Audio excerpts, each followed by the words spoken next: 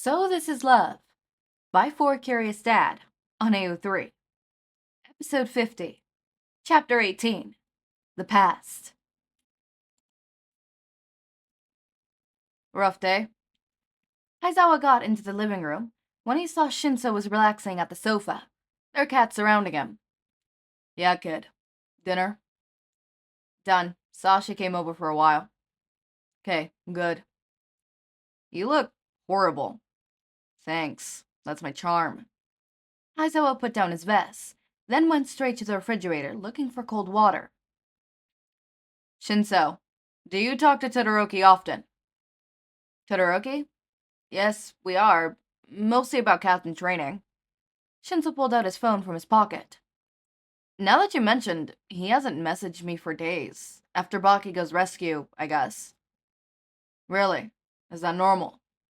I'm not sure. Shinso recalled their call the other day. Usually he would reply to my BI, but recently he hasn't. Like, complete silence. A teenage boy who didn't text. At all? Maybe it was his personality, but even Shinso wasn't sure whether it was normal or not. Right then, Aizawa's phone rang. He looked at the screen and saw a strange number, which he had memorized earlier. There might be something wrong with Todoroki Shoto. Sorry to disturb you this early, sensei, but now is the only time I can talk. Fuyumi apologized. She nervously held her coffee mug. Next to her was a young man, with his hair all white. He nodded as he greeted to Aizawa, sitting across the table. No problem. Like I said, I'm here to help. Aizawa took a sip from his coffee. It's been a long time since I had breakfast outside, too. Thank you for the opportunity. Fuyumi smiled, and the man, who turned out to be his younger brother Natsuo, nodded again. They were in a cafe, which opened early in the morning. Fuyumi called Aizawa last night, asking to meet him next morning. She sounded really desperate, and kept repeating that it was for Shoto's good. So, tell me, what can I help?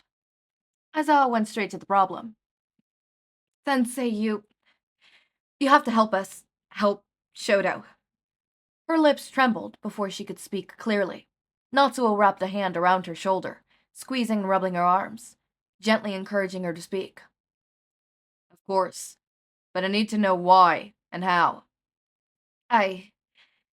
We have heard about the boarding school system. We also understand that there is a chance that Shoto couldn't get into UA as a consequence of his actions, but is there any way you could help him get in? Please. I would love to have him as my student, but I need conditions to make it happen too. I may convince UA to let him in, but the hard part is your father. Even though you are his siblings and fully capable of being his legal guardian, Todoroki-san is still the one who has full decision over Shoto's future. I also need to listen to Shoto's opinion too.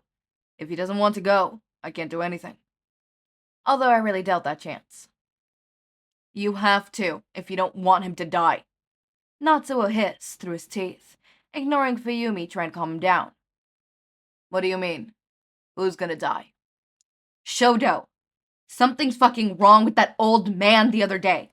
They repeated their fucking training, and Shoto being beaten up and down all the time. It happens for days. Natsuo! Nissan, if you want Shoto to get out, you need to explain to him the real reason. Slow down, both of you. Aizawa put his hand on the table, drawing their attention back to him.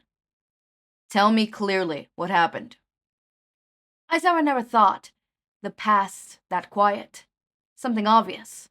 Quite minded and clueless boy would have a painful and dark past. So this is what Todoroki Shoto had been living through this time. Between Fuyumi's sobs and Natsuo's curses, Aizawa slowly had a picture of how the Todoroki had been. A father who was too strong, too much influence and crazy obsession with power and quirk. A soft and poor mother, bedridden because of her husband's actions and guilt. Helpless children, watching tragedies repeat with their siblings.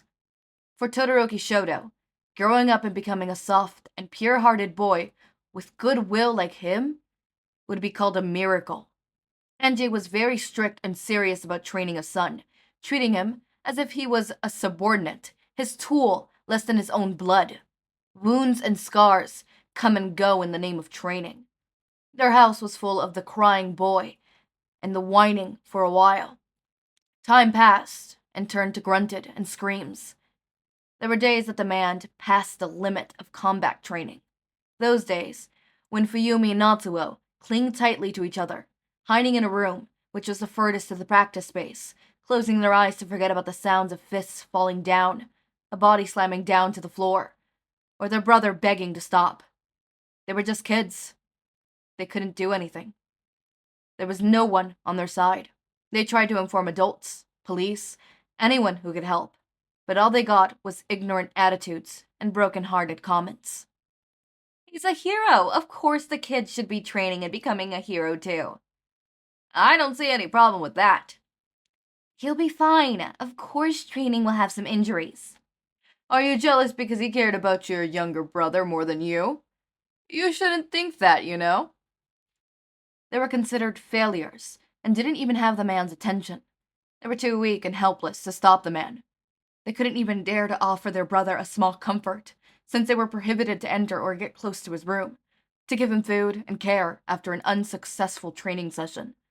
All they could do was watch. So when they grew up, they grabbed their chance to get out of the house.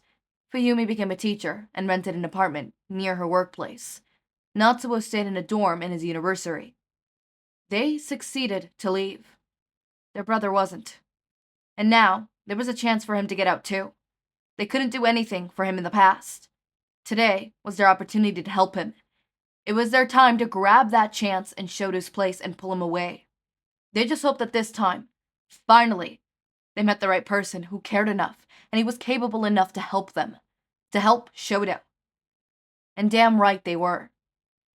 I think our home visit should begin shortly. Aizawa quickly paid the bill and walked out of the place. His eyes turned red and his hairs was standing up.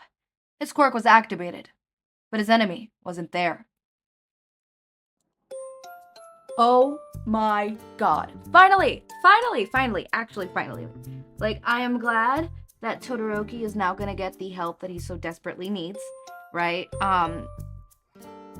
It's upsetting. I also... The writing that For Curious Dad did right there, they moved away, but he didn't. That broke me. It really did. It broke me, you know, especially when the siblings are just like, you know, we wanted to help, but we couldn't, and they finally have an opportunity, and they took it. And as I said, as I mentioned before in the last ending notes, one of the biggest reasons they stopped trying was because people stopped listening. Or not even people stopped listening. People didn't listen to begin with. There was no stopping of the listening because there was no listening to begin with. You know, and my heart goes God. I'm glad that I'm not one of those people who can't sit here and read abusive stuff and things like that. Because I know some people, unfortunately, they can't because of their past and because of what's happened to them. And I understand. You know, I could have been one of those people, but luckily I wasn't. Because I really like sitting here and reading this and seeing Todoroki get out because it helps. It heals myself a little bit. It heals myself a little bit, okay? I live vicariously through these characters sometimes. Yep.